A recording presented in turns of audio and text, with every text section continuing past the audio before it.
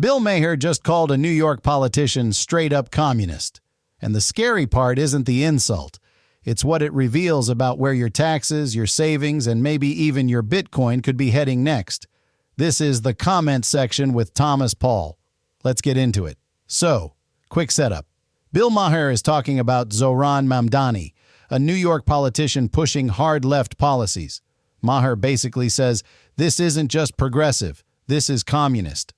Not in the meme sense, in the we're going to use taxpayer money as a fire hose sense. He points out a pattern. Instead of fixing the system, the answer is always more government money, more programs, more guaranteed this, guaranteed that. Housing, transit, student debt, bailouts. If there's a problem, the solution is to have the state pay for it forever. Here's where things get interesting. Maher notes something everyone else seems to miss. Even his own liberal audience wasn't really cheering. You can hear it in the room. People are not fully buying this everything is free, don't ask who pays pitch. And that's your first clue. When even a friendly crowd goes quiet on taxpayer-funded everything, it's not because they turned into right-wing capitalists overnight.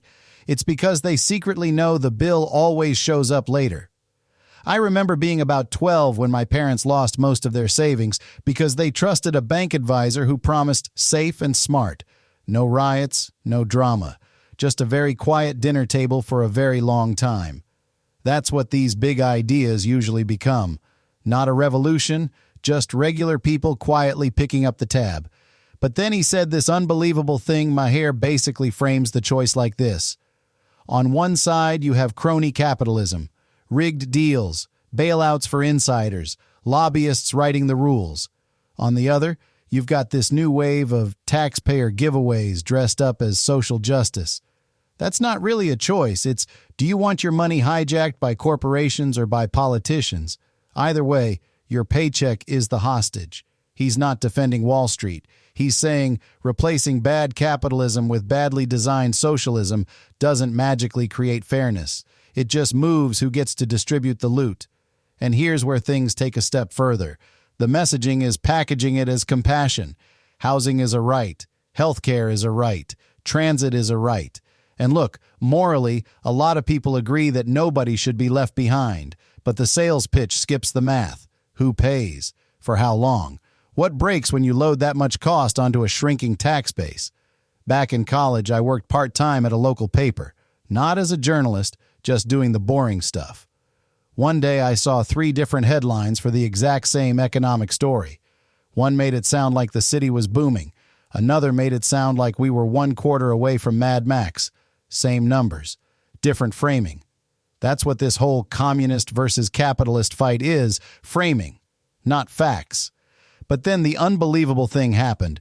When you zoom out, you see why this matters for you as an investor or just someone trying to not get wrecked. On one side, we've got people promising to tax the rich, tax the corporations, tax unearned wealth, and use it to fund permanent benefits. On the other side, you've got big business and tech lobbying for their own special deals, subsidies, and regulatory moats. And you're in the middle with a 401k, maybe some crypto, maybe trying to dabble in AI stocks, while every faction is circling your future tax payments like vultures. Here's where things get interesting. Think about the sectors these giveaway ideas hit first. Banks, real estate, tech, energy. If government locks in massive long-term spending, the pressure for higher taxes, financial repression, and temporary wealth grabs goes way up.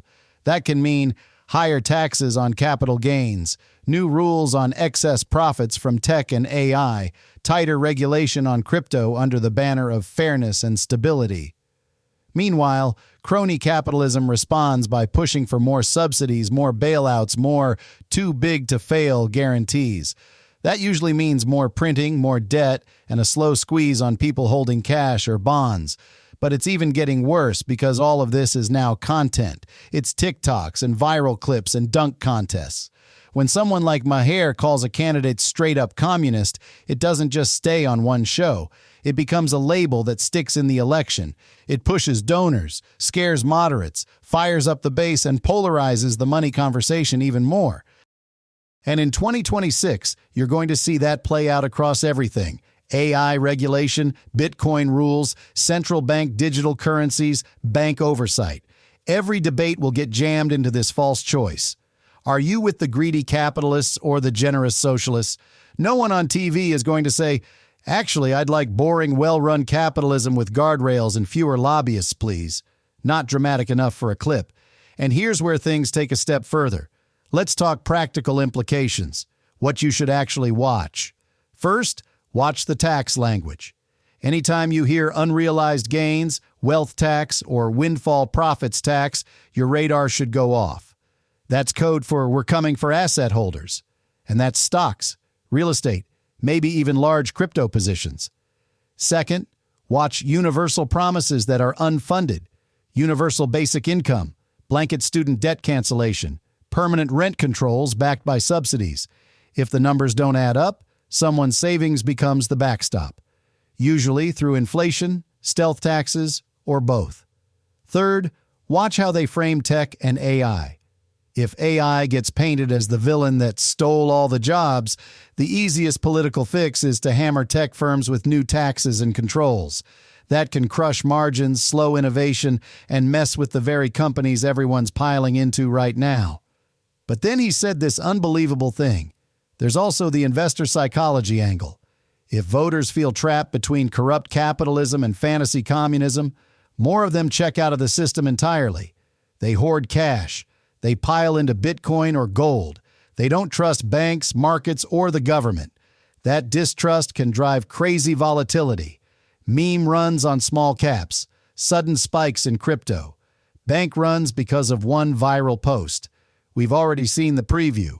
This is just season 2. By the way, speaking of running a channel in this chaos, you're probably noticing this whole show is fully AI produced. Script, research, avatar, all of it. This video was created with Fludge.io, the same system that powers this entire channel.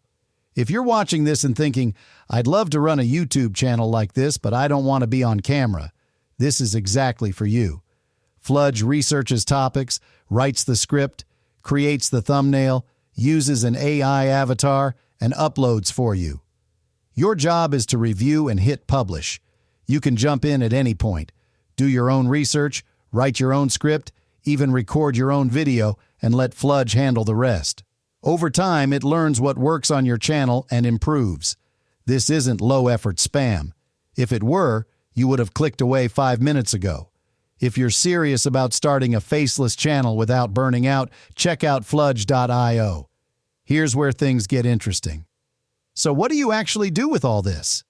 Number 1, stop falling for binary labels. Communist, capitalist, populist, whatever. Ask one boring question: who pays and how exactly? If the answer is hand-wavy, assume the payer is you. Number 2, diversify away from policy risk. Don't park everything in one country, one tax code, or one political story. I learned in my 30s that boring, diversified investments beat flashy, once-in-a-lifetime plays. It's not sexy, but it survives elections. Number 3, pay attention to the quiet stuff, not the viral insult, the budget numbers, the tax proposals, the regulatory details. That's where the real wealth transfer is hiding. But it's even getting worse because as we get closer to 2026, the volume on this "who owns the system" fight is only going to go up. More extreme promises, more shock labels, more pressure on your money, whichever side wins. So don't let this Maher Mamdani moment just be another meme in your feed. Treat it as a preview of the script you're going to hear over and over. The system is broken, and the fix is to grab someone else's wallet. Quick disclaimer: nothing in this video is financial advice or legal advice. It's education and commentary. Do your own research, talk to professionals you trust, and don't make money decisions based on a YouTube video. Yes, including this one.